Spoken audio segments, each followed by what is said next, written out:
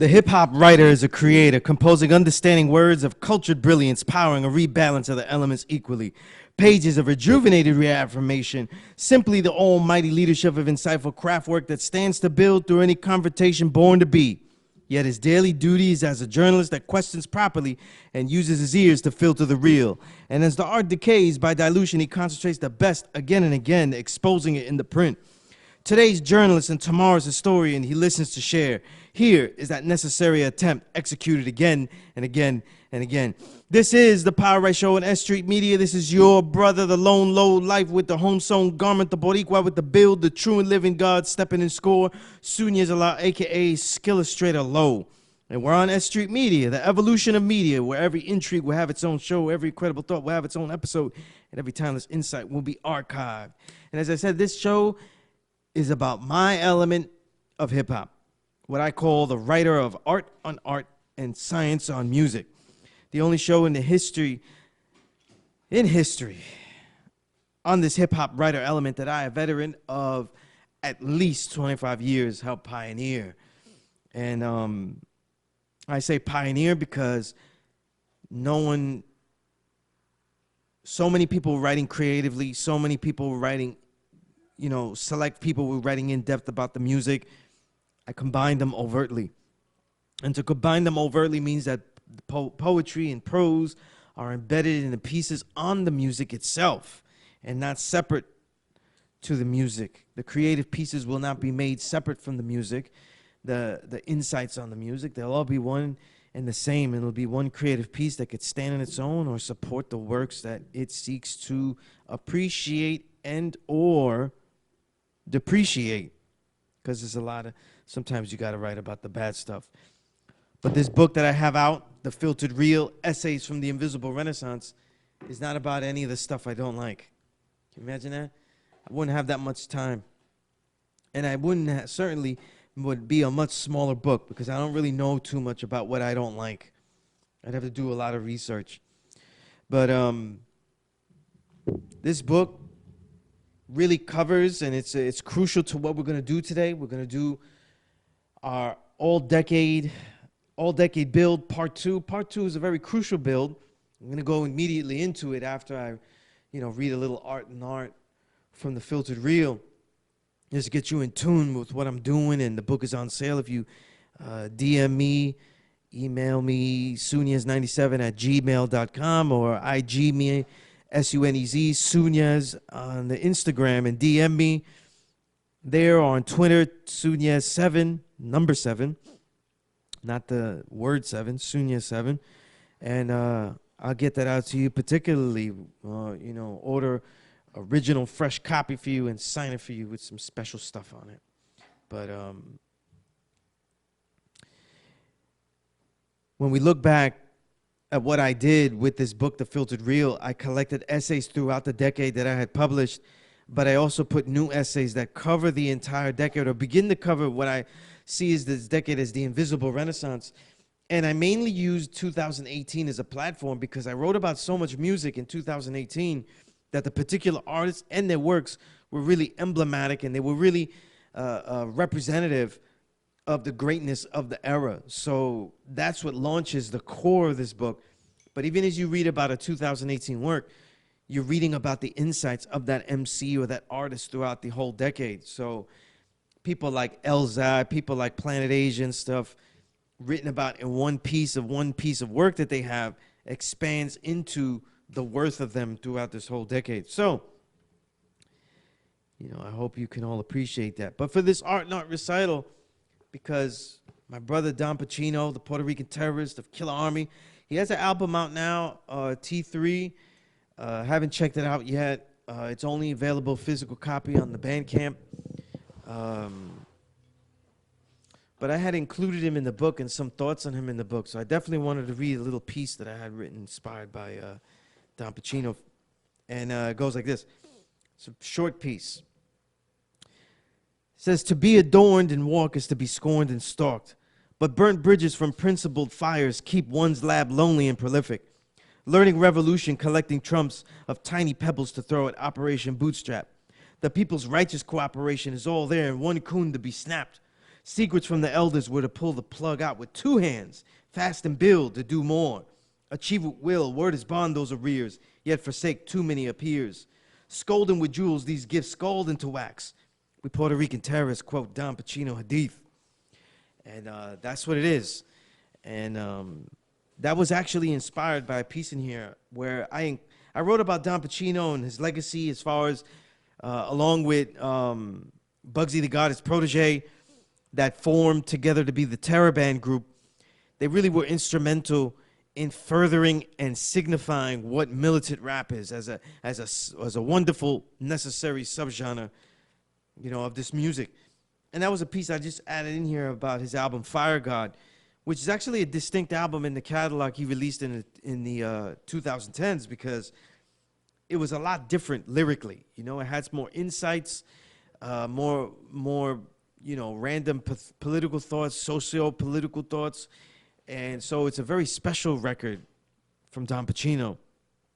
You know, so I loved including that in there, because sometimes when you get like an MC that really focuses on a niche perfectly, you forget that he really can rap about all different types of things, you know, and also do it well, you know, also do it well.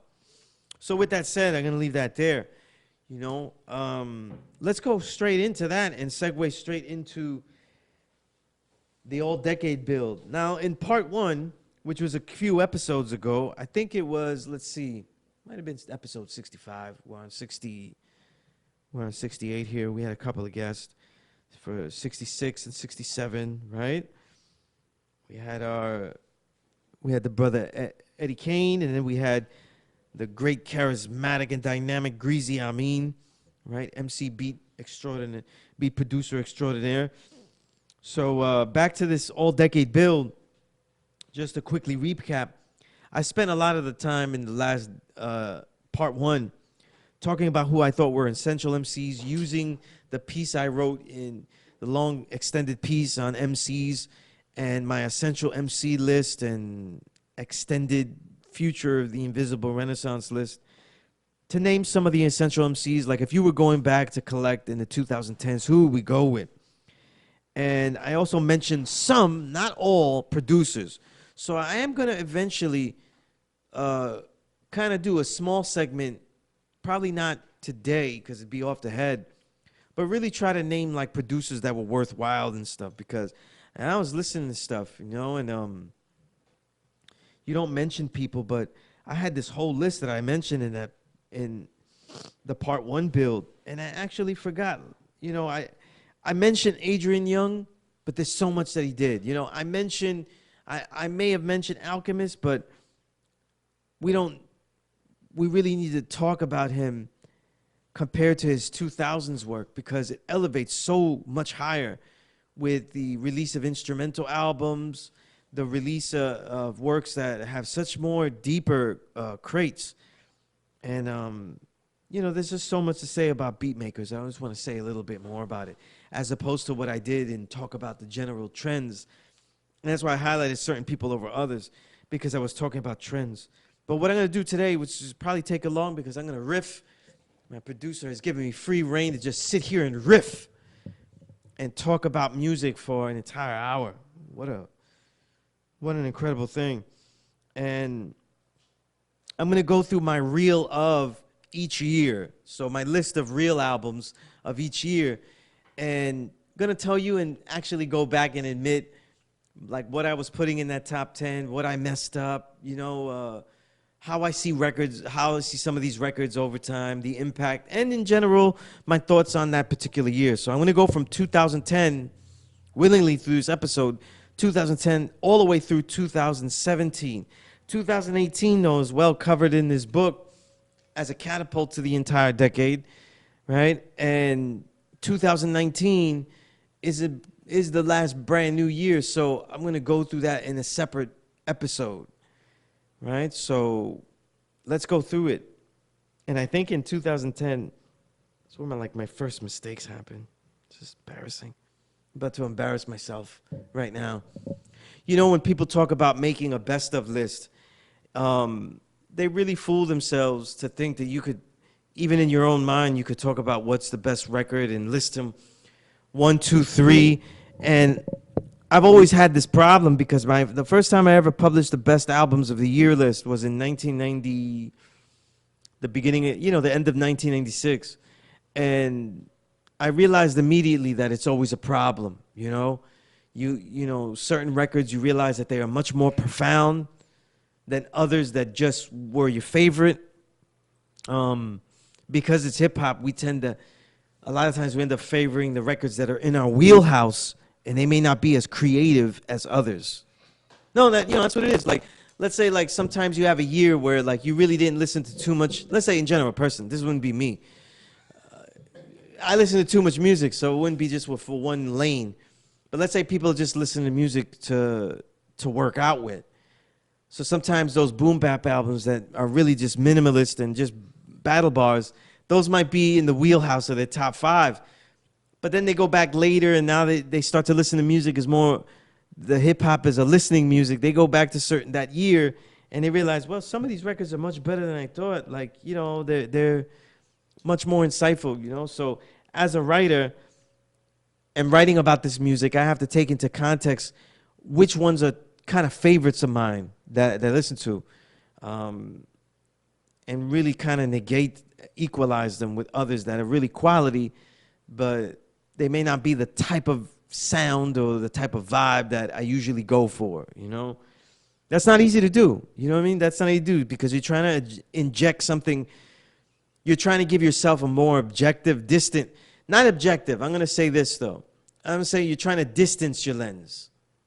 You're trying to distance your lens because all of it is in the quest of being somewhat objective, because the objectivity in writing, talking about music, writing about music is really in the more detail that you can give to a reason. Once you can do that, you become objective. So you could really like something, but if you give great reasoning, like how my producer says certain records are trash, though, and I totally disagree, but he gives me such good reasons, and I'm like, I got to go home, though, and try to convince myself that this was really a good record, though. I hate these rides back, you know what I mean? Rides back home, listening to records of your childhood saying, man, this was really that much crap? This was really crap? Like, my whole childhood has been ruined now. You know what I mean? This guy's messing up high school years for me and stuff. Like, he knows what I'm talking about. Talking about Queens and all that stuff. He knows what he did to Queens.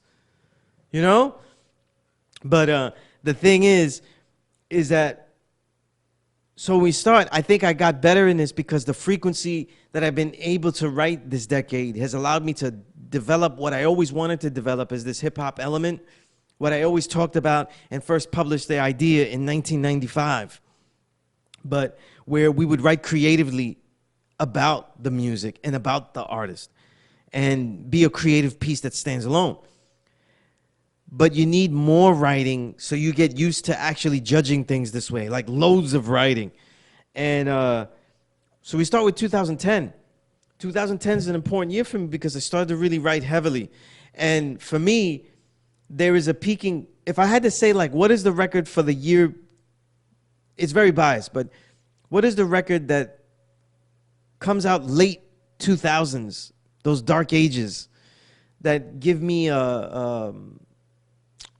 I would say a spark, I guess, or confidence that the next decade even could be something that I would call the Invisible Renaissance, right? And it was certainly, for me personally, the excellence of certain Wu, because I was really a Wu head. Well, really a Wu head. Oh, when the hell was I not, right?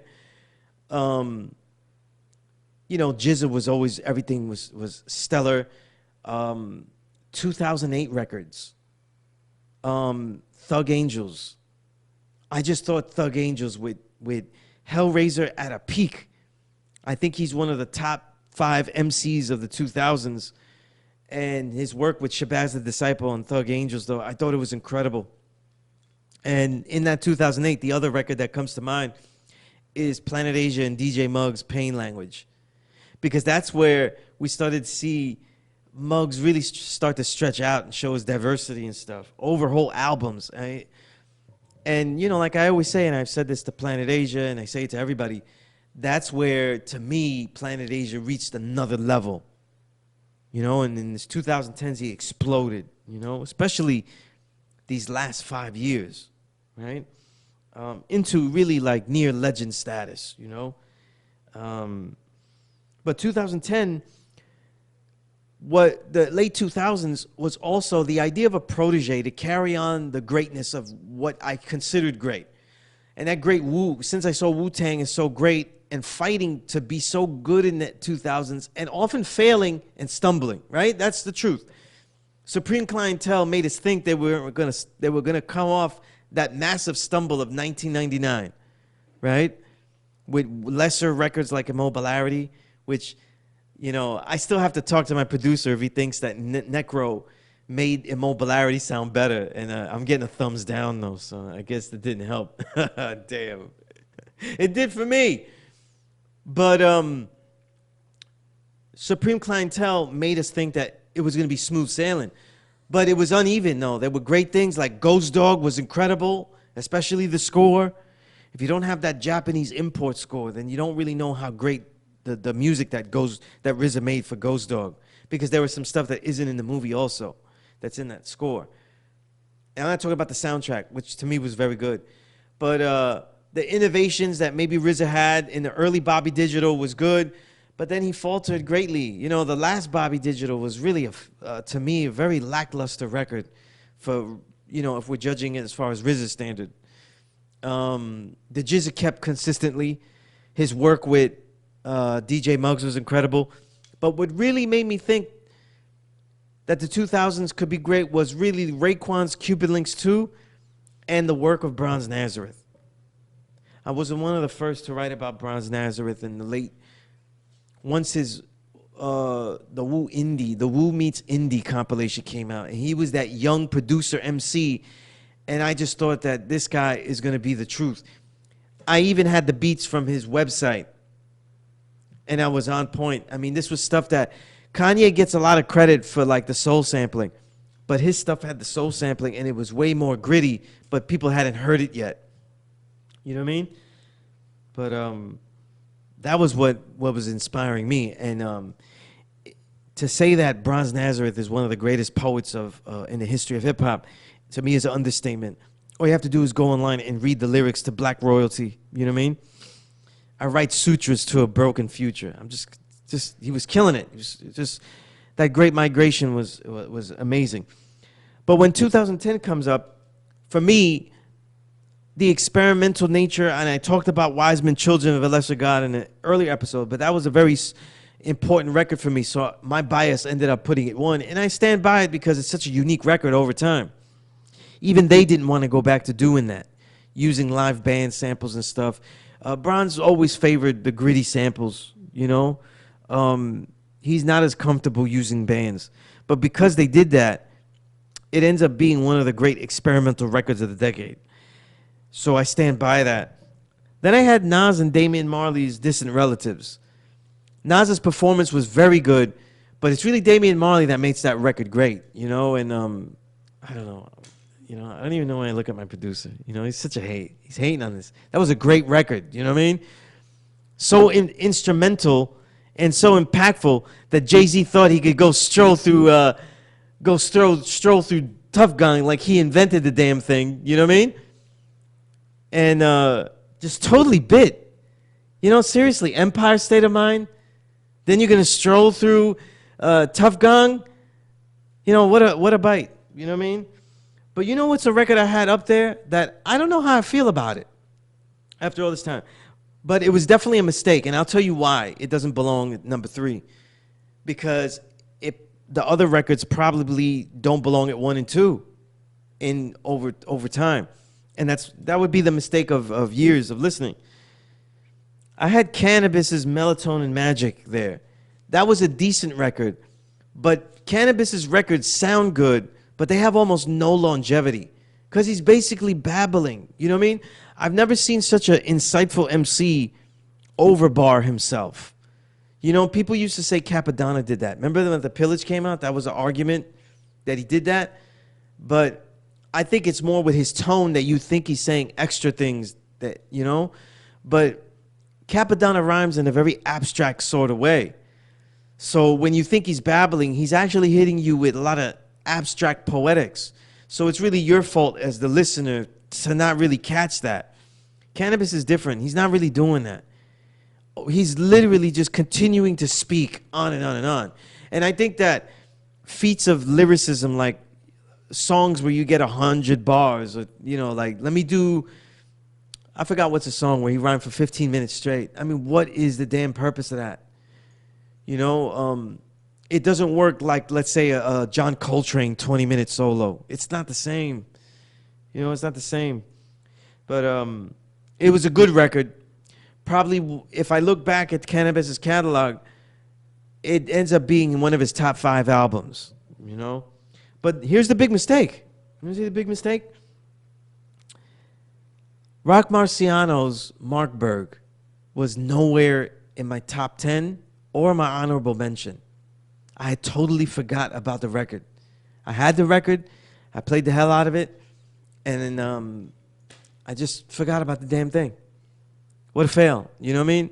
What a fail. It makes this 2010 list have no longevity at all, because Markberg is what catapults the most influential lyricist MC of probably the decade. You know? More people bite Rock Marciano throughout this decade of the 2010s than anybody else. You know, so, boy, I really missed the boat on that one, you know? But other records that are notable that I put on the list, though. Hellraiser's Heaven Raiser. That's an important record because that's the last great record from Hellraiser, and before his aneurysm and things like that. And it's really a great record. It also has one of his most beautiful songs, Araba. So, you know, if you want to go back and hear one of the most beautiful songs you hear, musically it's beautiful. The way he rhymes, man, you know, we talk about, like, what would Nas be if he was more militant? It would be the records that Razor was putting out. You know what I'm saying? If he was more ruthless on the mic and even completely uncompromising, it would be Hellraiser. You know, Hellraiser, I can't say enough about Hellraiser. I really think if you have a 2000s collection in that, you know, you go through those dark ages, he's one of the bright spots. Every record from Hellraiser in the 2000s is a must-have. Absolutely everything. Also, another great record that is important. Every Sky Zoo album is important, and Sky Zoo and Illmind's Live from the Tape Deck. Everything from Sky Zoo is essential. He's an essential MC. You go back, rewind, and collect. You got to put everything he made in the list. So that album, though, that easily is a top 10 record. Those are ones where I debated, and it wasn't because of Sky Zoo. It's really because of Illmind. Sometimes his beats are a little bit too, they're thick, but not a little bit too soft for me. So, and again, this is comparing great records to each other, not saying in general, because this stuff is better than most people. This is also where Apollo Brown started to overload the decade. So you get Boog Brown's, his album with Boog Brown, Brown Study. You get a Reset album, which is a producer collection. You get one of his best beat albums he gave, where he produced the whole album from the group The Left, called Gas Mask. And some of my favorite Apollo Brown beats are from that album, including the melody, or My Melody. I forget what it was. I think it's The Melody. And they sample, if I'm correct, they sample Aretha Franklin there, you know, singing pieces of Song for You, you know. But don't worry, I didn't snitch. The British, our, lovable British site Who Sampled already snitched on that. So I'm just conveying information that everybody would know upon Googles. 2011, again, it's still impacted by the previous decade. So to me, the most important record is who I think is the best MC going into, new MC going into the 2010s, from the 2000s. And to me, that was Bronze Nazareth. So The School for the Blind Men, though, a lot of people kind of slept on that record, though, you know? And it's because a lot of people weren't really listening to Bronze Nazareth as a lyricist, and they still don't. If you go into his albums and listen to his as a lyricist, and then listen to him as a beat maker second, then you're gonna realize how lyrical he is. You know what I mean? Like there were message boards on Wu-Tang sites where Bronze used to actually get on there and break down the lyrics. And even I was like, wow, I didn't catch that reference. His frame of reference and the amount of reading and education, that Bronze and my brother Kevlar 7, who returned to the essence, remembered imperfection. These brothers were readers, though, and they were self-taught. And they were, really, really, aside from the education they went and got, they never stopped reading and studying, and it made their poetry that much more potent. But again, throughout the decade, you'll see I'm biased toward the excellence of their work.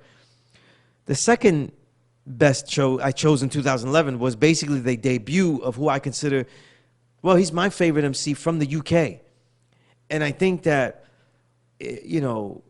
people have issues with hearing the British accent. They don't think it's rugged enough. And that's why the baritone voice, Cyrus Malachi, is perfect to get you into all that. And the entire crew that he's from, Triple Darkness, was just like a crew of over 10 guys, 11, maybe 12, because you got to count the producers, so that might be 13 guys.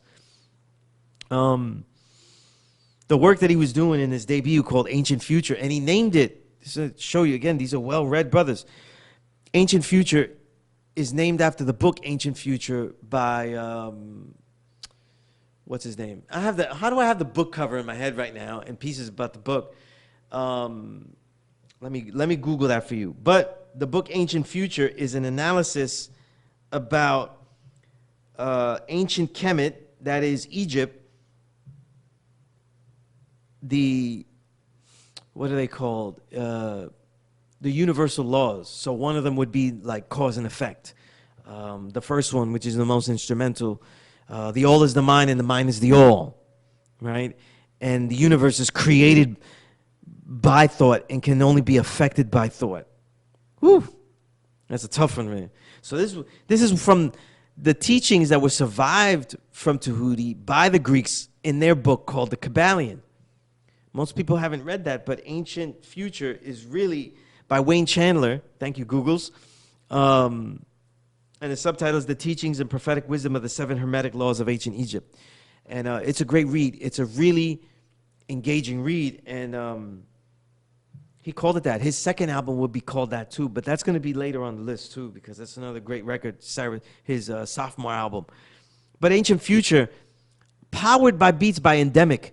And a lot of people don't know, like Endemic, his beats, and Rusty Jukes has a lot of endemic beats, so like when we talk about like what boom bap would end up sounding like, it's that extremely, extremely high snare, which is very influenced by what Q-Tip was doing, and then that Q-Tip to Havoc and Mobb Deep, and then Havoc took it to another level because the snare work on Hell on Earth is so extremely high that it pierces, you know what I mean? And it wonderfully breaks speakers. I've broken a couple of speakers with Mobb Deep, you know what I mean? And just totally popped them, you know what I mean? It's a beautiful thing, especially when they're not yours, you know what I mean? You could just, break them and then bounce, you know what I mean? But, yeah, it wasn't my fault, you know what I mean?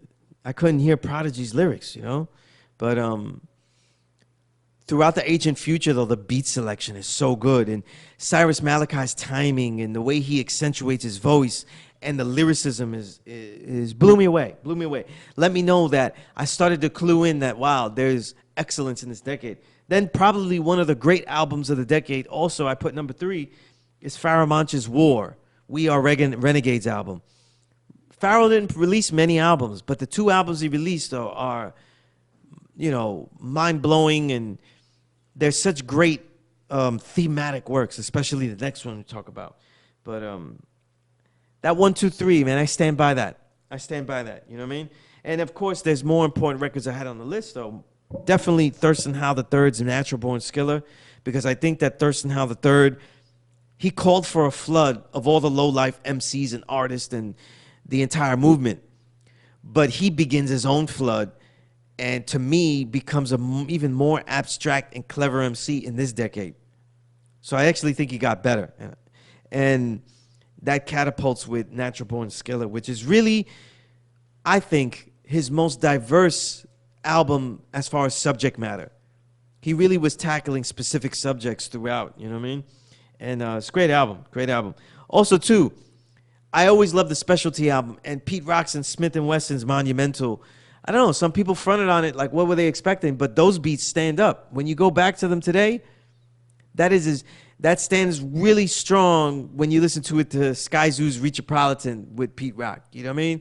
It's a great work by Pete Rock, you know? And to me, Smith and Wesson has sounded great in the works that they've done this decade.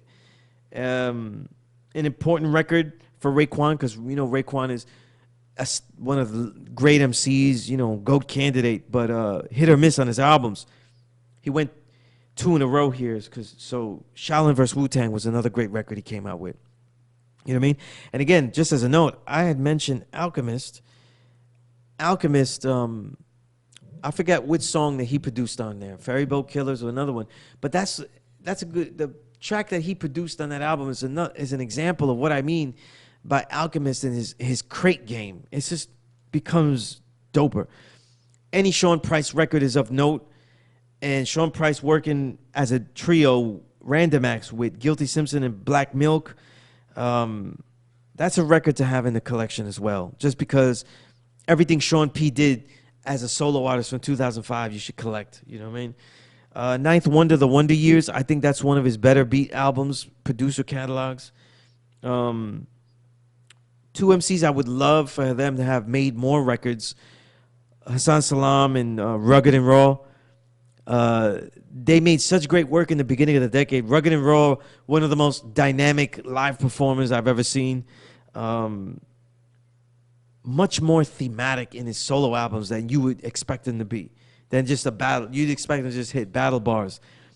And Hassan Salam, though, one of the great hardcore conscious MCs. But he really stopped making records after a while. So most of the decade, he just stopped making them. And he was really coming off a real... his start in the mid-2000s was really strong. And these were his peak records in the beginning. And Muhammad Dangerfield sounds just like it is, though. It's conscious, but it's also a funny record because mixing Hassan and Rugged and Raw is just a great contrast. And what becomes rare is any J Live record. But J Live's record, SPTA, Set Personality, is another strong record by J Live. You know what I mean? Everything is stellar from him. And also noteworthy is the Rashid Chappelle's debut, you know, Future Before Nostalgia. Kenny Dope, really making great productions here and always surprising me with the drum work, you know. Also noteworthy, if you're really collecting, there become less and less Kool G rap records. So royalty, Rich's Royalty and Respect is a real great, is probably Kool G Rap's great experimental record because he's rapping like a pimp through the whole thing. You know, he's rapping like, well, yeah, get the face. He's rhyming like that through the whole album. So it's a pimp-themed album, you know?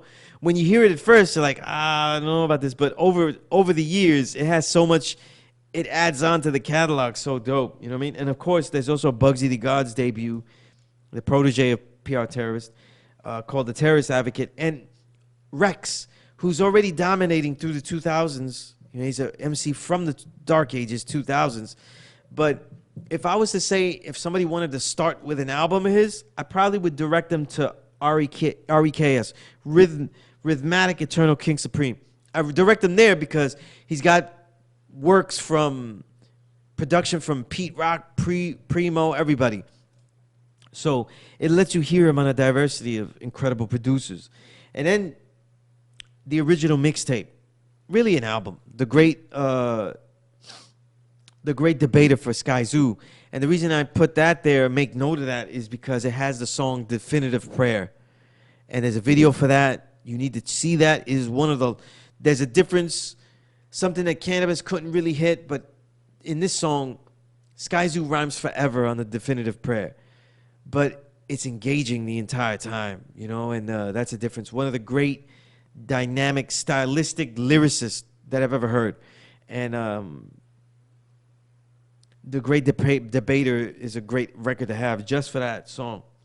So we go into 2012, right? 2012 to me is the pivotal year and the signature year of the decade. The reason I say that, though, is because everything that the decade will become comes out in that decade. You have what I consider the greatest record there, and probably what I would start up as signifying the whole decade is Cos Grief Pedigree. An album of 10 or so songs that he made 10 videos for every song, his own gritty style of production, produced everything, stopped using any kind of drums, a lyricism that was unmatched, and I don't think is matched in this decade because it's totally different. It's special. I've written about it, and I gotta say that some of my best works have been art inspired by his art. And once I was hearing the records of 2012, led by Cos Grief Pedigree, this is why I started to call this decade, it's gonna be the Invisible Renaissance. It wasn't, I said it was gonna be, and it became that. The second and third records I have, because they influenced me personally, and I think they're great records, is the works of Kevlar 7, and they end up becoming, sadly, they end up becoming crucial because those are his only albums he ever releases because he passes away. Sophisticated Movement, produced by Wooden Chains, a producer that he really stopped making work, but it had great jazz and soul crates. And his other album, Die Ageless, which one of the great album titles of all time, Die Ageless, and prophetic as well. And Kevlar's lyricism is just something to really listen to. You know, he's a real poet on the mic, and I'll never forget him, and I'll always have something to remember him by with those records. But the albums that really signify the decade are Ka, Grief Pedigree, and then these other two records. And I had them on the list after. Rock Marciano's Reloaded, which is his magnum opus. It's the one record you go to show what is Rock Marciano going to be about, what is his best. I would give that record every time. And again, look for the Alchemist work on there. It shows you the crate digging. Look at the work that Rock Marciano does. The crate digging that Rock Marciano does influences the whole decade. You know? The way Rock Marciano is not rhyming in the pocket, but in a different pocket next to it, is so disrespectful and so pompous and so, you know, that I started to call his rhymes ejaculates, you know? Like, he's just disrespecting everybody. Hoes all over, and he's just throwing ejaculates all over these hoes. You know what I mean? That's what I call Rock Marciano rhymes, ejaculates. And Reloaded is just, if you collect hip hop and you don't have Reloaded, and to me you don't have Grief Pedigree, you've missed out. And that other record is really the peak of Sean Price's legendary career, to me, Mike Tyson. And what I mean peak is that you could argue that his first album, maybe his second album might be better if you want to argue, right? You could always argue Monkey Bars is more amazing and more breakthrough because you never heard it like that. But Mike Tyson, he really came into his own. Like, he knew exactly how he was doing this. And if you saw him perform during 2012, he became a star. He wasn't just like another MC out there. He was a rock star. Like, Sean P was the rock. He made New York City hip-hop rock music. You know what I'm saying? He made it rock music again. Just like Wu-Tang was blowing, he said, listen, this is going to be our rock music now. And like, when he would get on stage, I mean, it was crazy. At the end of that year, you know, when he released that Christmas song he did with the video, that's hilarious, you know, and he performs in that Dug Down Christmas show. I mean, that was one of the great concerts of the decade. It's one of the great concerts of the decade. It was packed to the brim, you know, packed to the brim, and it was just amazing. And Sean Price, he just dominated. He was just on another level, you know what I mean? And he made it where the performance was about you listening to the music again, listening to the lyricism, listening to the punchlines. It's just amazing. And other important records, any Nas album is important. Life is Good is a great record. It's important. Rhapsody's The Idea Beautiful. That's my personal favorite Rhapsody album. So that's it. There's no other reason. But Rhapsody was great during the decade. You know what I'm saying? Not everybody's cup of tea, I'm finding out. But I think Rhapsody is dope. I love the way she rhymes. It's so unique. And I always appreciate a woman that still rhymes feminine. I don't like when they sound like a man, though. You know what I mean? That's just me. But other great records, again, any Sky Zoo record, Dream Deferred. This is where you see Sky Zoo's ability to make albums fully thematically driven. where there's an overarching theme, but then stories that go into each of them. You know what I mean? Skyzoo starts to make it where you can analyze whole albums again. You know, it's just like we say, like there's rock, you know, there's a subgenre of rock where it's called album-oriented rock. Skyzoo is making these records now where you're making album-oriented, you know what I'm saying, hip-hop. And then, of course, as a side note, you know, legends of the 90s are starting to make great music again. And Showbiz and AG's Mugshot music is very great example because Showbiz production changes. It's way more high on the treble meter. It snaps much harder and it's much more crispier. And AG, he starts to rhyme like a jazz musician. Like what would a jazz musician who was around Miles Davis's time in the late 1950s, what would he be rhyming on if he was in the studio with Miles and he rhymed on Kinda Blue? This is what AG starts to become in all the records he's doing, and the Showbiz and AG's records are highlights. 2013, again, I stand by what I put on 2012. 2013, I had Ka's Knight's Gambit. Again, Ka with the themes, another album-oriented thematic album. The Knight's Gambit, using chess as a metaphor. His production, again, next level. I picked Philly's Welcome to the Detroit Zoo. Philly, no longer an official member of Bronze Nazareth crew, the Wiseman, but this is a great work. And when I go back on it, I find this to be unless I'm thinking Don Pacino's album with Bronze, the first one, this is the best work that Bronze gave someone else completely. It's next level. You know what I'm saying? If it's a sleeper album of the one of the sleeper album of the decade. And then, you know, Cyrus Malachi continues. And this is why in 2013 I think I'm onto something. Saying this in the Visible Renaissance because these MCs are coming back with better records. Black Athena is even more lyrically driven and thematic, and you go back and listen to these records, you know, break them down. Other important records. Killer Priest is not releasing that much records, but he starts to release a whole bunch of double albums. And he's like mind-blowing lyrically, you know? And I see my producer writing something that I'm totally going to ignore. And he has my dark, what is it? The Kanye album of 2010. Yeah, that's an overrated record, though. You know what I mean? It's really just basically what RZA was doing. And just, Kanye was able to do a lot of stuff that RZA was getting bombed for being a failed experiment. When Kanye did it, it's like, all of a sudden it's amazing. When RZA does it, it's a diluted out record. When Kanye does it, it's just genius. So, yeah, I couldn't stomach all that stuff. You know what I mean? But, yeah, there's no way I would go back and favor that Kanye record over what I had in 2010. Yeah, no way. You know what I mean? I need to delete some albums from my producer's catalog. But listen, the Invisible Renaissance continues. Napoleon the Legend's debut, Awakening. Spit Gems, Fuck the Radio, and End the TV albums. This barrage of 2 albums is very rare at that time so far. And then it's also even rare because even when floods happen later, you do not get 2 albums that concentrated, that potently lyrical. And it begins the reign of Spit Gems as one of the essential MCs. I'm saying if you don't have Spit Gems in your catalog is trash. Then we have one of my favorite producers debuting with G.O.D., Grounds of Detroit, Lord Josiah. I love Lord Josiah beats. This isn't, to me, his best work. He's going to end up making it next. Shazil York, another essential. Deadstock Revival. I love that album, and it has great replay value. Another great MC, Essential. Zagnif Nori debuts with the Meridian Gem.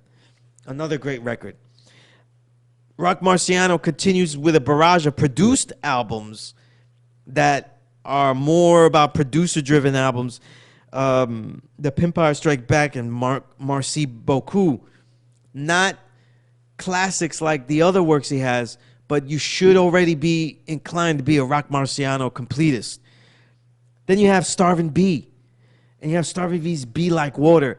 To me, Starving B starts by 2012. Starving B's already making every album he makes is great, and Be Like Water becomes another great record. This is when I start to know him.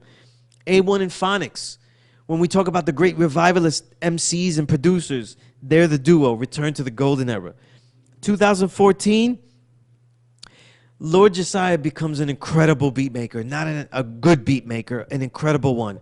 And that catapults Philly, who I think is one of the great stylists, to making Philly and Lord Josiah's album my favorite and my number one, Crime Line Chronicles.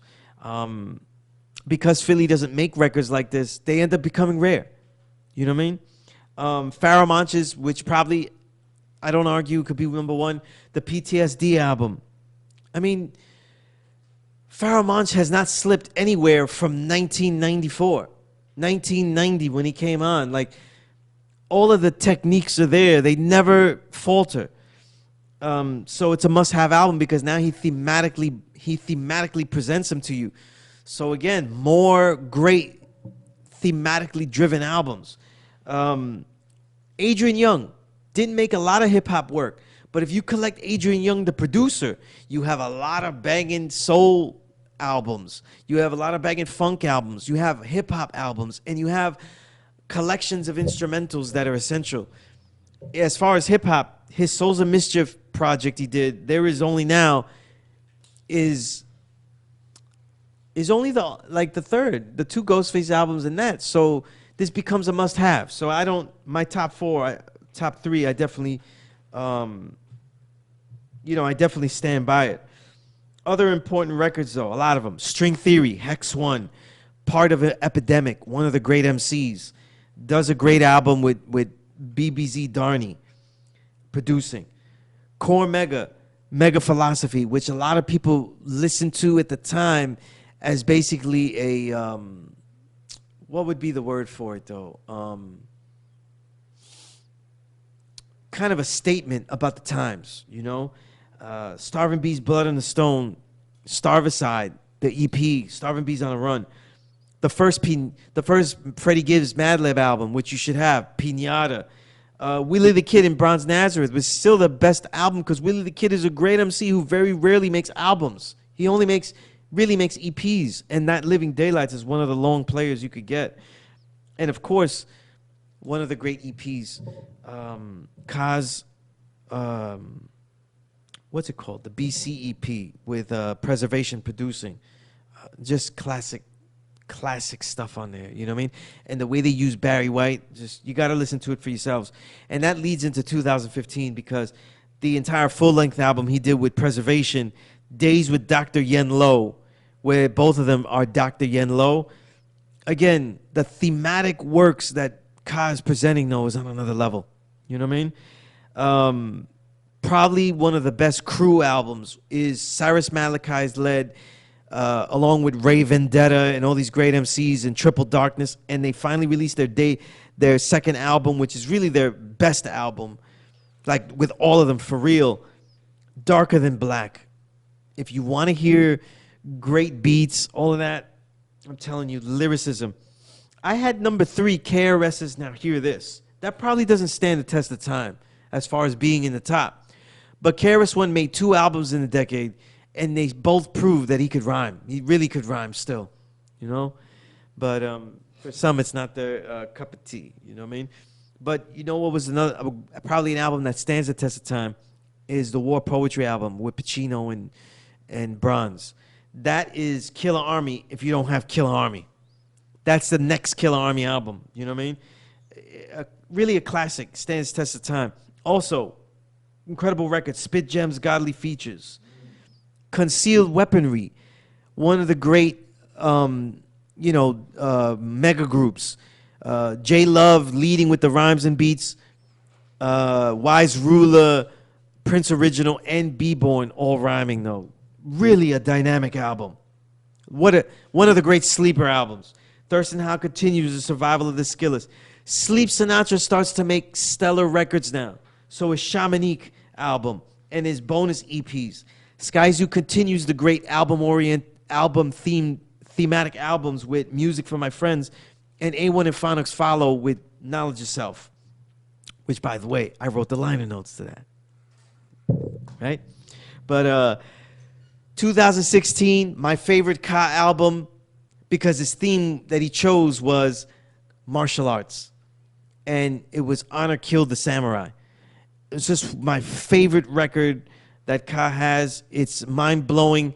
Some of the bars in there are just, I mean, they're poetry. You could read them like you read Jalaluddin Rumi. You know what I'm saying? They're just incredible stuff. And the grit never ends. Cyrus Malachi's Dystopian Dialect, I stand by that record. Raz Kaz's Intellectual Property.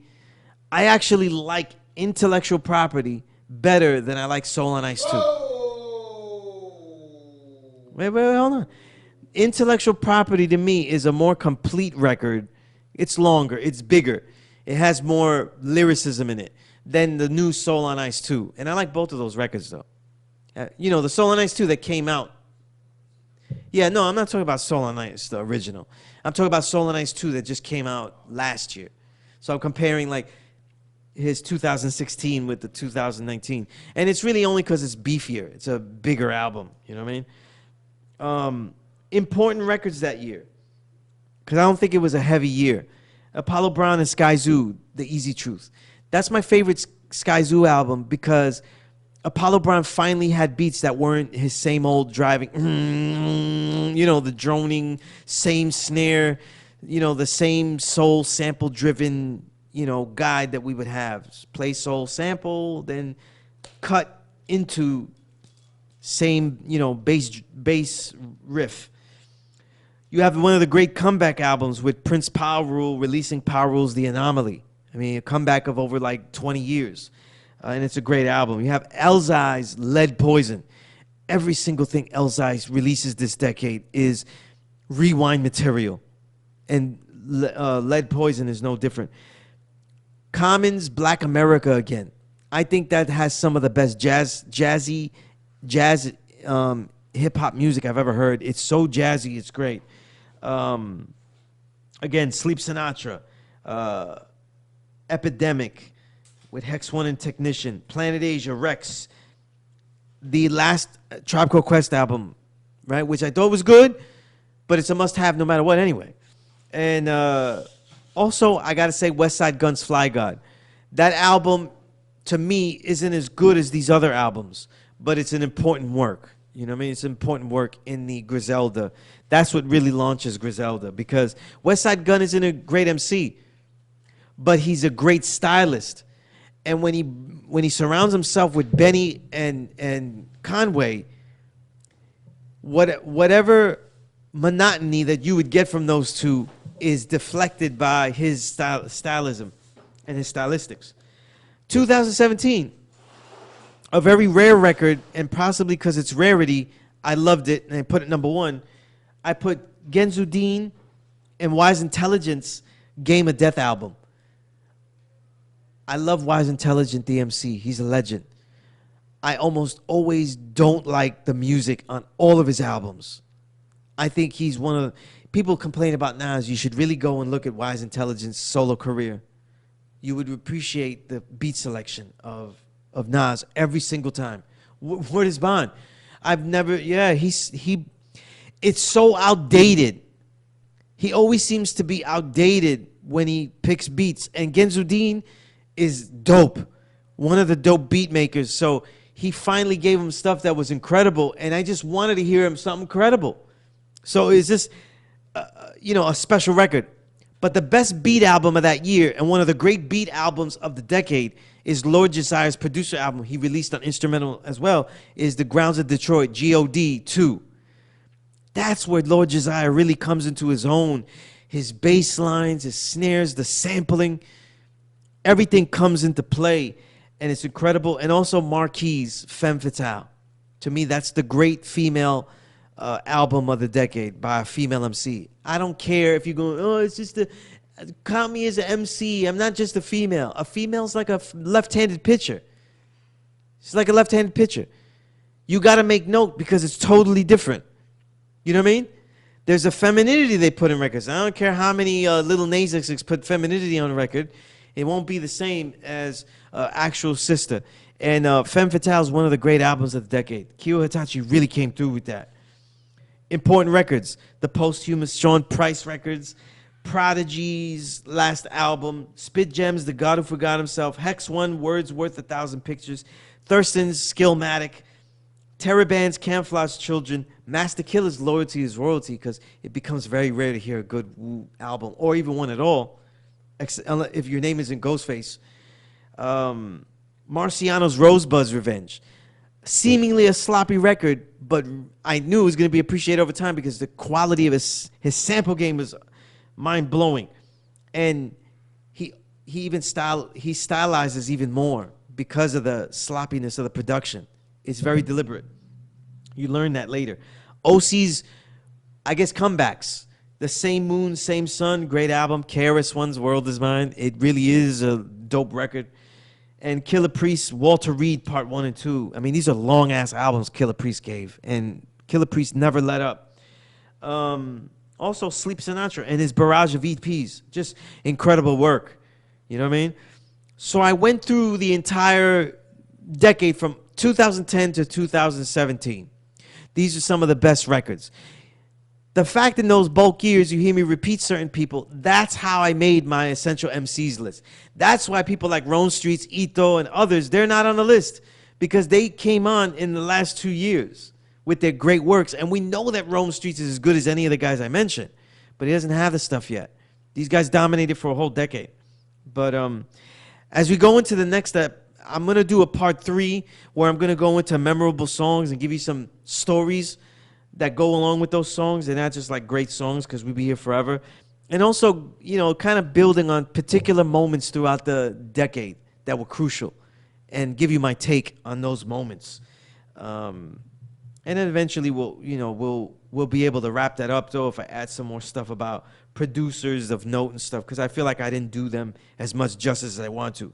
But until next time, there'll be a lot more stories to tell, writings to recite, and records to rewind and reminisce. I'm your host, SUNEZ, a.k.a. S.STREET. And as always, The Power Right Show is a never respect fake broadcast. Peace.